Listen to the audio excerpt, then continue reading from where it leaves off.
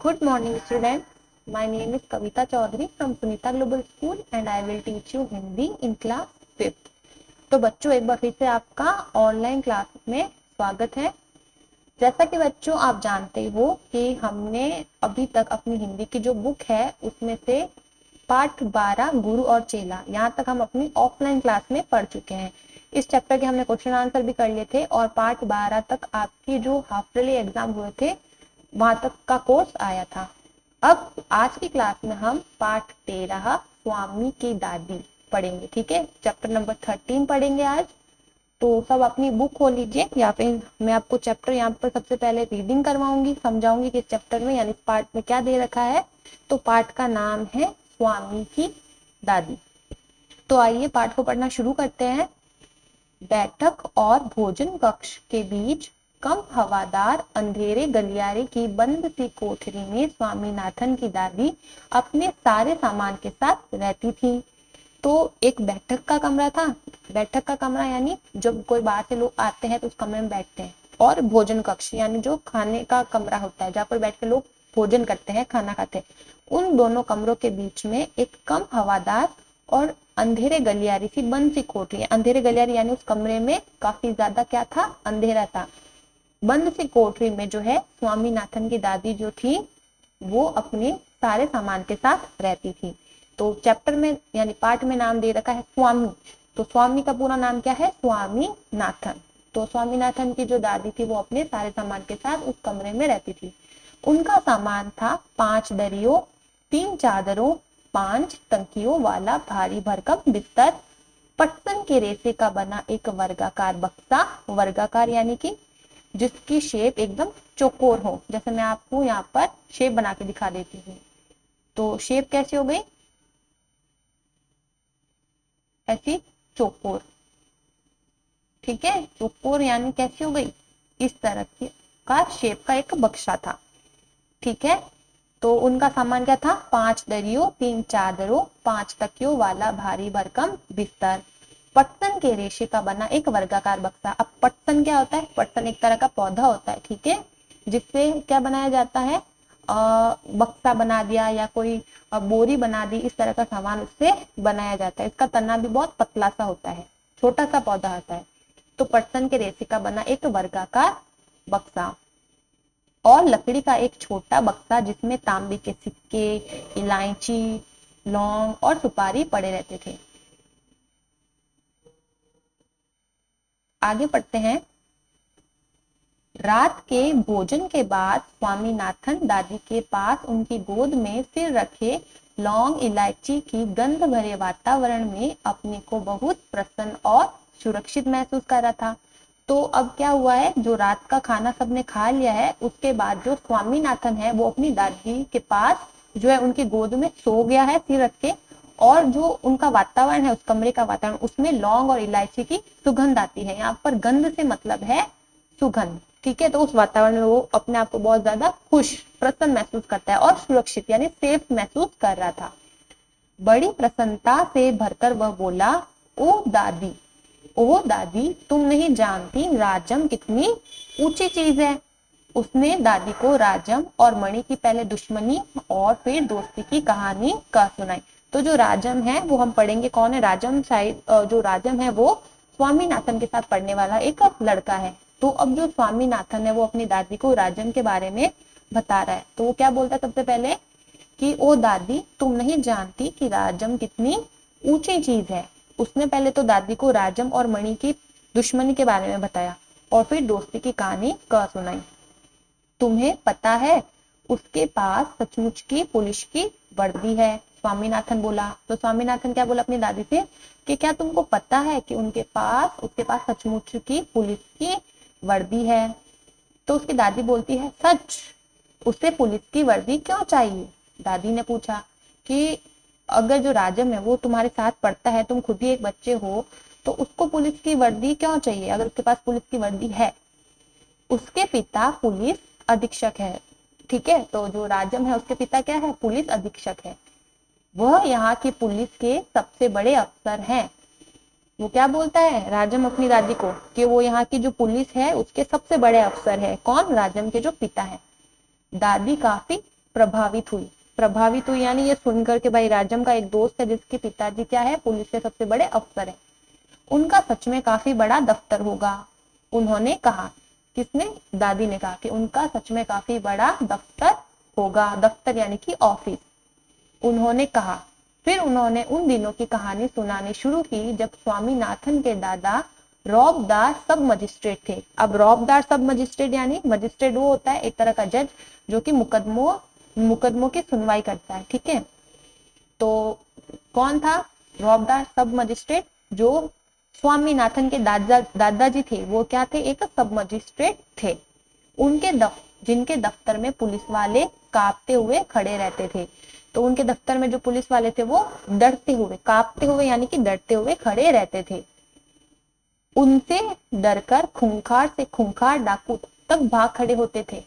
स्वामीनाथन अधीर होकर उनकी कहानी खत्म होने का इंतजार करने लगा। यानी कि जो स्वामीनाथन था वो अपनी दादी की बातों में इतना दिलचस्पी नहीं ले रहा था, इतना इंटरेस्टेड नहीं था सुनने में, और एक मतलब ऐसे देख रहा था कि कब उनकी दादी की कहानी खत्म हो और मैं अपनी सुनाऊं।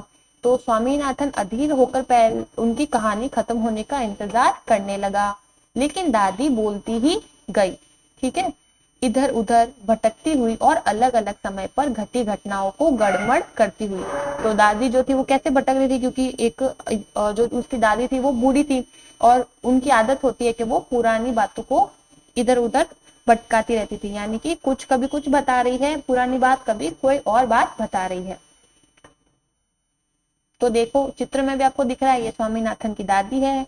स्वामीनाथन अपनी दादी की गोद में सो रहा है। यहाँ पर एक छोटा सा लकड़ी का बक्सा है जिसमें लौंग इलायची है, ठीक है, और ये दादी का बिस्तर है।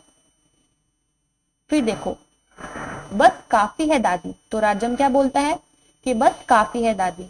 उसने रूखे स्वर में कहा, रूखे यानी बिल्कुल धीरे से कहा, ठीक है, मैं तुम्हें राजम के बारे में कुछ बताना चाहता हूँ। जानती हो उसे गणित में कितने नंबर मिलते हैं? सारे नंबर मिलते होंगे ना। तो दादी क्या बोलते हैं राजन की कि सारे नंबर मिलते होंगे ना, दादी ने पूछा। तो राजन क्या बोलता है, अरे नहीं, उसे 100 में से 90 मिलते हैं।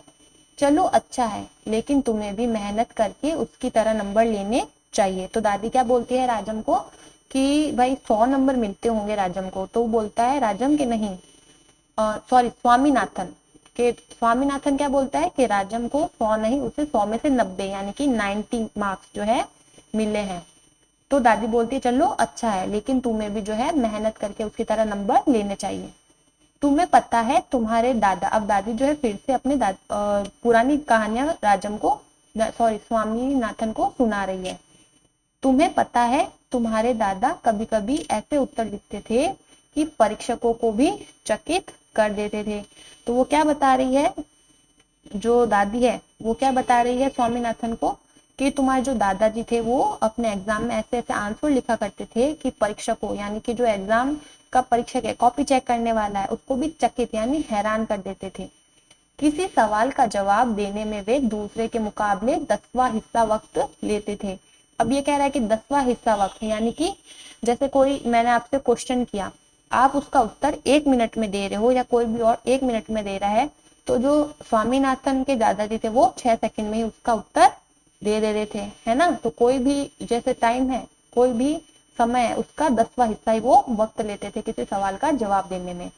और फिर उनके जवाब इतने शानदार होते थे कि कभी कभी उनके अध्यापक उन्हें 200 नंबर तक दे देते थे कि इतने अच्छे तुम्हारे दादाजी उत्तर दिया करते थे। जब उन्होंने एमए किया तो उन्हें इतना बड़ा मेडल मिला, मैं कई सालों तक उसे गले में पहनती रही। तो दादी बता रही है स्वामीनाथन को कि जब तुम्हारे दादा ने एमए यानी मास्टर्स इन आर्ट्स किया था तो वो उनको एक बहुत बड़ा मेडल मिला था, क्योंकि वो फर्स्ट आए होंगे इसलिए उन्हें एक मेडल मिला। और जो मेडल था वो कैसा था, सोने का। मैं कई सालों तक उसे गले में पहनती रही, पता नहीं मैंने कब उसे उतारा। तो दादी बता रही है स्वामीनाथन को कि मुझे याद भी नहीं है कि वो मेडल मैंने कब अपने गले से उतारा, मैंने उस मेडल को खूब पहना था। हाँ, जब तुम्हारी बुआ पैदा हुई, कि फिर दादी को याद आता है कि हाँ जब तुम्हारी बुआ पैदा हुई थी तब शायद मैंने उसे खोल दिया था। फिर बोलती है नहीं तुम्हारी बुआ नहीं, तुम्हारे पिता। फिर बोलते कि नहीं तुम्हारे हुआ नहीं, तुम्हारे जब पिताजी पैदा हुए थे तब मैंने उस मेडल को खोला था। याद आया जब बच्चा 10 दिन का था। फिर दादी बोलती है कि याद आया जब बच्चा जो था वो 10 दिन का था तब। अरे नहीं, मैंने पहले ठीक कहा था। फिर दादी वापस कंफ्यूज होती है और बोलती है कि नहीं, शायद मैंने पहले ठीक कहा था, जब तुम्हारी बुआ ही पैदा हुई थी तब मैंने उस मेडल को उतारा था। पता है वो मेडल अब कहाँ है? तो जो दादी होती है वो स्वामीनाथन से पूछती है कि अब तुम्हें पता है कि वो मेडल कहाँ है? मैंने वह तुम्हारी बुआ को दिया और उस बेवकूफ ने उसे गलवा कर 4 चूड़ियां बनवा ली। तो स्वामीनाथन की दादी क्या बोलती है कि तुम्हें पता है कि मैंने जो वो सोने का मेडल था जो तुम्हारे दादाजी को एमए में मिला था, एमए की जो उन्होंने डिग्री की थी उसमें मिला था, वो मैंने तुम्हारी बुआ को दिया था। और तुम्हारी जो बुआ थी वो इतनी बेवकूफ थी कि उसने जो है उस मेडल को गलवा कर, क्योंकि जो मेडल था वो सोने का था और सोने को हम गलवा कर दूसरी चीज भी बनवा सकते हैं। तो स्वामीनाथन की दादी जो बुआ थी उसने भी क्या किया, उस मेडल को गलवा कर 4 चूड़ियां बनवा ली। और वह भी इतनी मामूली सी चूड़ियां कि मैं हमेशा कहती रही हूँ। तो जो स्वामीनाथन की दादी वो कह रही है कि मैं हमेशा कहती रही हूँ कि हमारे परिवार में उस जैसा महामूर्ख कोई नहीं। और यानी कि इतनी तुम्हारी जो बुआ है वो बड़ी बहुत ही मूर्ख है, उसमें बुद्धि नहीं है। फिर स्वामीनाथन बोलता है अब बस भी करो दादी, तुम बेकार ही पुरानी कहानियां सुनाती रहती हो। तो जो स्वामीनाथन होता है वो क्या करता है कि अब बस भी करो दादी, जो है तुम बेकार ही पुरानी कहानियां सुनाती रहती हो। क्या तुम राजम के बारे में नहीं सुनना चाहती? तो वो क्या बोलता है स्वामीनाथन कि क्या तुम जो है राजम के बारे में नहीं सुनना चाहती? तो दादी बोलती है हाँ हाँ बोलो, कि हाँ बोलो मैं सुन रही हूँ। दादी, अब वापस स्वामीनाथन बोलता है दादी, जब राजम छोटा सा लड़का था तो उसने शेर मारा था। तो क्या बोल रहे हैं स्वामीनाथन कि जो मेरा दोस्त है राजम, वो जब छोटा सा लड़का था तो उसने क्या किया था, शेर को मारा था। सच? दादी बोलती है सच, बहुत बहादुर लड़का है, यानी कि बहुत ही बहादुर है, हिम्मती लड़का है।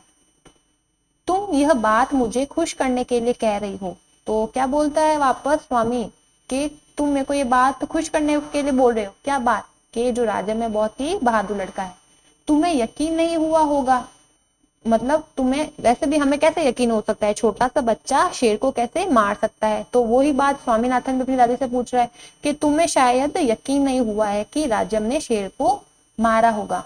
स्वामीनाथन ने बड़े उत्साह से कहानी शुरू की। ठीक है, फिर वो पूरी कहानी बताता है कि कैसे उसने शेर को मारा था। राजम के पिता एक जंगल में डेरा डाले हुए थे। तो जो राजम के पिता थे वो एक जंगल में डेरा डाले हुए थे, यानी वहां पर रह रहे थे।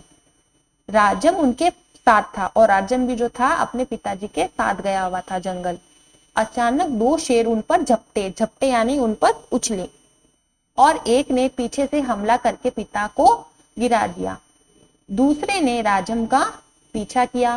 राजम एक झाड़ी के पीछे छुप गया। तो एक शेर ने तो क्या किया, उसके पिता को पीछे से हमला करके गिरा दिया था। ठीक है, और दूसरे ने क्या किया, राजम का पीछा किया, और जो राजम था वो एक झाड़ी के पीछे छुप गया और वहीं से गोली चलाकर शेर को मार डाला। और झाड़ी के पीछे से छुपकर उसने क्या किया, जो उसके पास बंदूक थी वो चलाकर उसने शेर को मार डाला। दादी, क्या तुम सो गई? तो अब वो कहानी सुना रहा था, तो अब उसको लग रहा है कि उसकी जो दादी है वो सो गई है। तो वो प्रश्न पूछता है, क्वेश्चन करता है अपनी दादी से कि दादी क्या तुम सो गई? उसने कहानी खत्म होने पर पूछा। तो दादी बोलती है नहीं बेटा, सुन रही हूँ। अच्छा बताओ कितने शेर आए थे? तो 2 शेर राजम पर झपटे थे। तो वो क्या बोलती है, वो जो स्वामी है वो थोड़ा होशियार किस्म का है। वो अपनी दादी से पूछा है कि अगर तुम मेरी कहानी सुन रही थी तो अच्छा ये बताओ कि कितने शेर आए थे? तो वो बोलती है कि 2 शेर राजम पर झपटे थे। दादी ने जवाब दिया। स्वामीनाथन दादी के गलत जवाब से चिढ़ गया, है ना, क्योंकि स्वामीनाथन को लग रहा था कि उसकी दादी जो है वो इतनी रुचि से उसकी बातें नहीं सुन रही है, इतनी ध्यान लगाकर उसकी बातें नहीं सुन रही है। तो जो स्वामीनाथन जो है अपनी दादी के गलत जवाब पर चिढ़ जाता है, उसे गुस्सा आ जाता है। मैं तुम्हें इतनी जरूरी बातें बता रहा हूँ और तुम नींद में ना जाने क्या ऊल जुलूल कल्पना किए जा रही हो। ऊल जुलूल यानी कुछ भी कल्पना, कुछ भी सोच रही हो।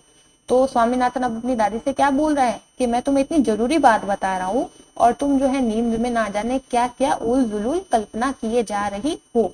अब मैं तुम्हें कुछ नहीं बताऊंगा। तो ऐसा अपन भी करते हैं कभी कभी, जब बचपन में आप करते हो कभी कि कोई हमारी बात ठीक से नहीं सुनता तो हम क्या बोलते हैं कि अब मैं आपको कोई बात ही नहीं बताऊंगा।